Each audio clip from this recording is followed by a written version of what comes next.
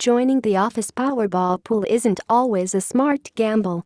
Pooling resources with a few coworkers can be an enticing prospect, especially now that the jackpot has ballooned to $700 million. The drawing is Wednesday at 10:59 p.m. EDT.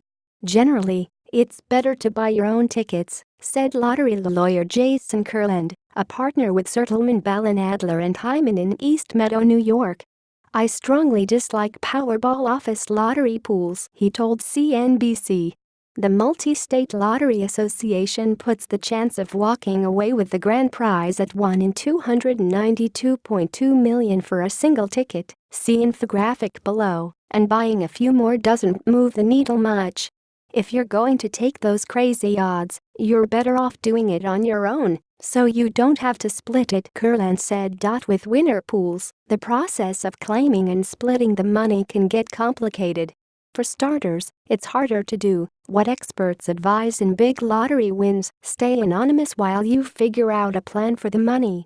Ideally, you'd have time to hire experts, like a lawyer, financial advisor and accountant, to figure out the best way to claim and manage that jackpot before the media crush brings attention and outstretched hands to your doorstep. But sharing the prize means more people know at the outset. Someone is likely to spill the beans. It could take longer to get your money too, with each participant consulting his or her own team of experts. "The last thing you want is 20 lawyers involved in anything," said Kurland. Some states have limitations on how many checks can be cut, meaning a larger group could need to settle on a more complex solution, like forming a trust. Then there are the tax consequences. Taxes on lottery winnings can vary by where you live and where you bought the ticket, so commuters who live in one state and work in another could lose a bigger percentage of their winnings to taxes. If one person or a few from a large group claim the prize on behalf of everyone, they take on the full income tax burden. Money shared after claiming the prize would be considered a gift, said Melissa Labant, director of tax advocacy for the American Institute of Certified Public Accountants. With a prize this large, the gift giver is likely to incur gift tax and have estate tax consequences. Despite those downsides, handing over a few bucks for the office Powerball pool is cheap peace of mind. After all, who wants to be the only person at the office on Thursday while co-workers are out rolling around in piles of money?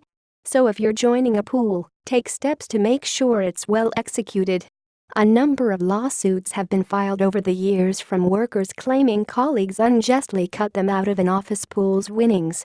So formalize the process, keep a record of who contributes, and ask each participant to sign an acknowledgement that they've put in money and joined the pool.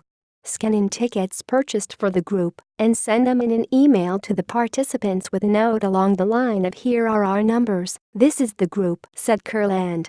Those steps make it clear who's splitting the prize and will head off thorny issues like whether the winning ticket was part of the pool or one the organizer bought for himself.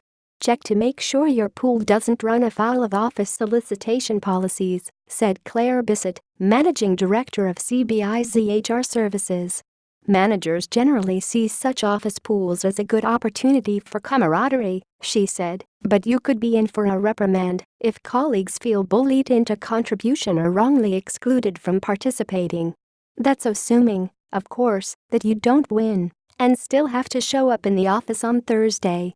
Note: a version of this story was originally published January 13, 2016, ahead of the record Powerball jackpot of nearly $1.6 billion.